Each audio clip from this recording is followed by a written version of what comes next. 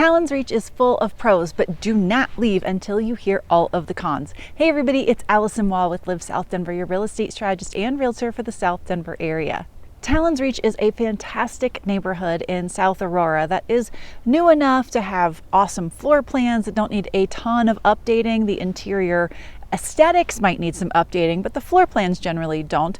But it's mature enough to have all of this fantastic foliage, mature trees, the amenities are new. It's got a really great feel and vibe to it.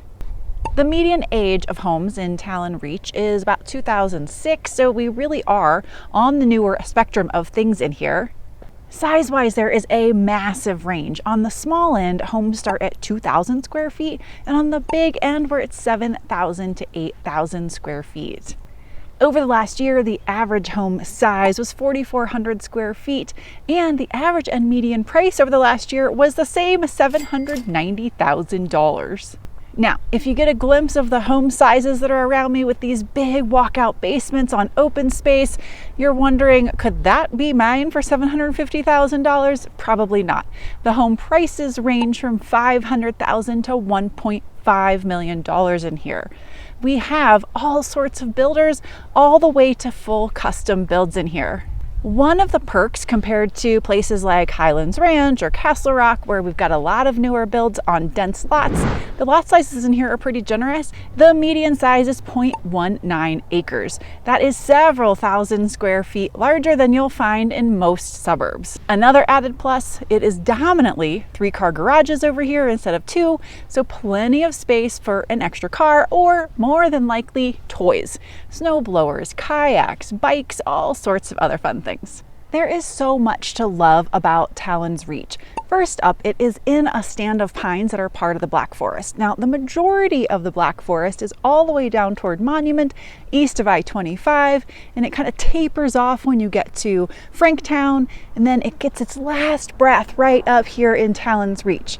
Now, the developers did have to get rid of some of those pines to build this area, but they didn't just scrape all of it away. So when you're driving around, you'll see pockets and areas where you have these nice mature pines, and it's really lovely. Development of this part of Aurora, the South Aurora area, all started around the same time, the early 2000s. So Tallyn's Reach was not kind of a standalone area. It came along at around the same time that the Southlands Mall did. We'll touch on amenities and infrastructure again in just a minute. Now, some of the builders in here include Thrive, Toll Brothers, Beazer, who's no longer around, Richmond, Meritage, Century, Brookfield Homes, Cardell, and then Lennar is just getting ready to start this little tiny pocket of 24 homes. And then, as I mentioned, there actually are custom built homes in this area as well. Over at the Reserve at Tallyn's Reach, you've got a selection of custom homes, and then over at Tall Pines, you have another selection. Now, the Reserve at Tallyn's Reach, some of those back up to the power lines, and then over at Tall Pines, they're kind of on the corner of one of the larger intersections. So while you get custom homes and you have all the large lots and nice custom selections that go with it, there is, for some of those, a few downsides. Right? You've got power lines in one area and you've got some road noise in the other. There's a home style for just about everyone. There are paired single-story homes over on the southwest section of the neighborhood. Those are the ones that fall more into that $500,000 price range. So I just took about a 2-minute walk from where I was. It ended up over here at the amenities. The pool is right here. There is an adorable little playground right over my shoulder, and then the tennis courts are right there. If we were to keep walking that way just 30 seconds, you're going to end up at this huge, beautiful, large 10-acre park, big grassy knoll, and it's where the community hosts most of its events.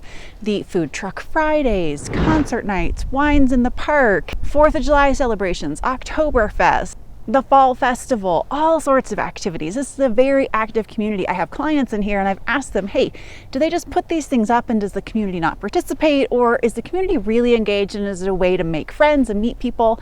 And they said it is a very engaged community. They've definitely gone out and enjoyed them with their kids and feel like it is really a way to get a chance to meet some people and make some friends outside of maybe your little block or street. For all of these amenities and activities, for the most part, depending on which section of the neighborhood you're in, you're generally only paying about $1,100 a year in HOA dues. Now, I will say for most parts of the metro area, that's pretty good, particularly when you have a clubhouse and a pool. So in addition to just this pool here, you have a clubhouse that you can rent out and host parties for your friends. You can have a quinceañera, you can have a baby shower, you can host Halloween event, whatever it is that you want, it is open to you. On top of HOA dues, let's talk property taxes. So actually property taxes over here are what I would consider pretty modest. Now we're gonna dig into the details if you're looking at a home over here, but if you're wanting to estimate, you can take a look at the sales price and assume that the property taxes are gonna be roughly 0.5%. That's how they've been running. Now, also, we've talked about this in another recent video. If you're house hunting in an odd year in Colorado, that means home values have been reassessed and taxes are going to change. We reassess every 2 years on the odd year. So that means that you may be seeing some outdated numbers because they may not be updated in the online portals. They may not be updated where you're looking. So always reach out if you're curious, because this last reassessment, the change was huge. So you might be looking at a house and it says taxes are $3,500, but they're maybe now almost $7,000. So that does happen. You always want to take a peek if the taxes and how they're affecting your budget is, really a big deal to you. So many parts of Aurora can feel off the beaten path. Aurora is huge. We've talked about this in many other videos. It runs from down close to where we are, which is moments from Parker. I mean, where Tallyn's reaches, you can get into Parker in 12 minutes, whether you take the back roads or you're taking the interstate. But it runs all the way up toward the international airport, which means you can be 10 minutes from the airport in parts of Aurora, but that distance from here to there can be 40 plus minutes. So you can feel like you're in the middle of nowhere, particularly if it's the east side of Aurora, like the way east side of Aurora. But here in Tallyn's Reach, you're just not far from amenities at all at any time. So first, as I shared, the Southlands Mall was developed right at the same time that Tallyn's Reach was being created. Southlands Mall has a movie theater, outdoor shops, restaurants. It's really kind of the gathering space for the community. The farmers market is there during the season, which around here generally runs from Mother's Day to October. So there's plenty to do, enjoy. It's not your grocery store stop, but it is your stop for kind of everything else, retail and social. You have a Target, you have grocery stores, you've got a Sprouts not too far away. In Parker, you get to Trader Joe's, and Whole Foods is coming. Even good healthcare is nearby. For our family, our in-network oral surgeon was over here and he was fantastic. There are loads of franchise restaurants for easy weeknight dinners. Now, if you're wanting something that's not a franchise or chain restaurant for a date night, it's a little harder to find right over here. But again, you've got Parker about 12 minutes away and there are definitely local restaurants. You have other parts of Aurora that have lots of options. You can get into downtown around 35 minutes if you're outside of traffic. So it's not like desert of options. You have stuff that's definitely nearby, and there are some local options, but it's mostly franchises here for your food. Okay, let's talk schools. Anytime we're talking about suburbs, homes, neighborhoods, schools come up. Gosh, guys, I wish I could turn you around and let you see the mountains in front of me. I will before it's over. The views are fantastic. I kind of don't want to look at you. I would rather look at those, but that lack of eye contact would not be pleasing, right? Okay, so let's talk schools. This falls into the Cherry Hills School District. In the neighborhood, there are 2 elementary schools inside Tallyn's Reach. At the time of recording, they are both rated a 6 out of 10 on greatschools.org. The middle school and high school are nearby as well. The high school is currently rated an 8 out of 10 on greatschools.org. Ratings do change, so of course you want to check into that. Now, another reason that Tallyn's Reach is popular in the school perspective is that it's so close in proximity to Regis Jesuit High School, which is a private Catholic school. There are a lot of families that come and look for private schools all across the Denver area and then want to cut down their commute, because anytime you're not going to your neighborhood school, even if you're going to a charter school, you have cut off your option for busing. So Regis Jesuit is a local Catholic private school. They kind of have a boys campus and girls campus. The kids don't mix. And then there are some feeder schools to those that are local Catholic schools for the younger grades that aren't in high school. There's Ave Maria and Loretto. And commutes to both of those are also not too long from here. Loretto's right near Jesuit, Ave Maria's 13, 14 minutes away. Now, as I shared, we have those two schools in the neighborhood. That means if you're wanting something quiet in here, there are plenty of options for that. But just as we talked about those custom homes that were near the road, and I'm walking along this larger road and you can hear some of the traffic going by, if you're wanting something quiet, you don't want to be near the road, and you also don't want to be near those school spots. So there are some cons to being in Tallyn's Reach. Let's talk more about those. The schools are great for convenience, they're great for building community, they're great for connecting, as are the events and all of these fantastic things about this community. The mountain views, which I still need to turn around and show you. But with the community being spread out the way it is, with these roads that slice it across and cut it into four, and then having some larger roads that cut through the community, there is some road noise to contend with. So you really do need to pick and choose where you're going to be if you want quiet.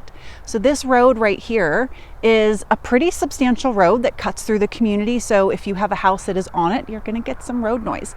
And then there is Aurora Parkway, there's Arapahoe, and those are substantial roads. If you're near those, the houses don't generally back right up to it, but you only have so much in the way of trees or sound walls that are blocking the overflow of that, and it's going to hinder the resale. I have shown loads of homes in here that people still want to go see because they're like, well, it's so far from the road. I want to know what the road noise is like. Then they open that back slider and go, we're done, we can leave. Because it's just really hard to get over the fact that you can't go out and enjoy your back deck and enjoy coffee. And then there is a set of homes that back up all the way to 470 on the far edge of the community. And again, it's great because you're probably going to pay less for the house, but you're going to weed out a section of buyers who aren't going to be willing to look at a home that backs to a road. And that always hampers you in terms of equity growth. So if you're okay buying a home for less, but knowing that your home's going to appreciate less over time, then maybe it's an option for you. But I always encourage my folks, don't buy a home that backs to a road. Second, Tallyn's Reach has a big run of power lines that goes through the middle of the community. Now, it's only one run, so the people who are really affected by it are the ones that live closest to it. There are plenty of opportunities to be away from the power line run. Now, I will also tell you that I have clients who bought a home underneath the power line run. They did this during the pandemic when it was hardest to get a house, when there were competing offers, and they actually were in a competing offer situation on this house. I do not always see that home prices are impacted by being up against the power line run. We've got custom homes that are selling in the $1 million range near this power line run. The hair is going to do what it's going to do today. But if you can avoid it, you will, when you go to sell, expand your opportunity. There are people who will not buy near power lines. Also, for my clients who did buy near the power lines, we did see that there was decreased competition. So they were in a multiple offer situation, but there were only 2 offers on that house, where when we were looking at other offers and other houses around the area, they were, 7 or 8 buyers competing for a house. So we do know that there is a difference when you are versus when you are not next to the power lines. So I do see the power lines as a negative, right? It's ideal if you're not underneath them. Power lines and road noise are not unique to Tallyn's Reach, right? I bring this up in so many neighborhoods that I tour because all I want for my people, my clients, is for you to get the most you can out of your home tomorrow when you resell, while getting the best deal and the best house for you today. But there is something unique about Tallyn's Reach that is not seen in most suburbs in South Denver, particularly if you're in Douglas County. In 2022, residents here in Tallyn's Reach, in one particular quadrant, received notice of potential mineral rights leasing and drilling underneath their homes. I suspect there are homeowners in the community who aren't even aware of this, because there are lots of people who don't read their emails from the HOA, who get letters from the HOA and kind of scan it, toss it, don't even want to read it. If they're up on their dues, they don't care. And so there are people who may not be aware of this. There are certainly going to be home buyers who come into the community who are totally clueless. However, I know from talking to people who are moving into the area, there are people who feel very, very strongly about fracking, about drilling, about anything going on close to their neighborhoods, communities, and houses. So while it may not matter a lick to some people, it matters a lot to others. So this is a potential con for the area just because of how people feel about it, the politics, what some people perceive as potential risks, and the fact that there may not be any control that you have over it. You may be in the neighborhood where they're considering drilling and leasing rights. However, you may say no to the company that's doing this, but your neighbor may say yes. Hey guys, here are those mountain views. I wish you were here to enjoy them with me on this beautiful fall day. But you could live here and enjoy them every day for yourself. If you want to chat more about neighborhoods like Tallyn's Reach, South Aurora, or any other parts of South Denver, please reach out. You know I always love to chat, and I will see y'all next week.